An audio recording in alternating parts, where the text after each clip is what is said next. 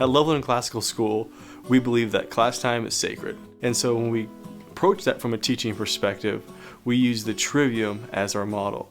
The Trivium is a system that was refined in the Middle Ages, and they took the way the ancients learned and put it into a system. The Trivium is broken down into 3 parts. The first part of the Trivium is called the grammar. The grammar stage are just the facts about anything at all. For example, in a war, we would learn about where was the war fought, who fought in the war, the governments, who won the war, what was the war fought over, so on and so forth. Once the students have the facts, they learn to apply those for the logic stage, which is the second part of the Trivium. The logic stage is where we as teachers at Loveland Classical School can determine whether or not the student actually understands the event as opposed to just memorizing a bunch of content. And so we will ask questions such as, if the plague had not occurred in Athens in the second year of the war, then what would have happened?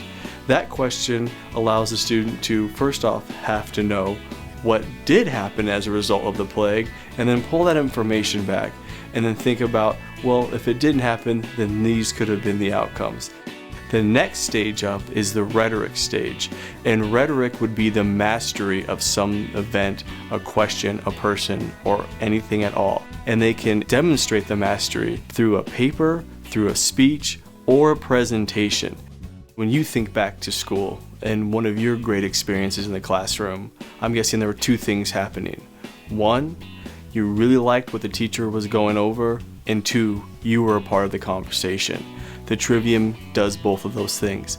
The Trivium is not just the teacher standing and speaking in front of the room all the time. In order to implement the Trivium correctly, the students are involved as well. We want our students being a part of the classroom as much as our teachers are a part of the classroom.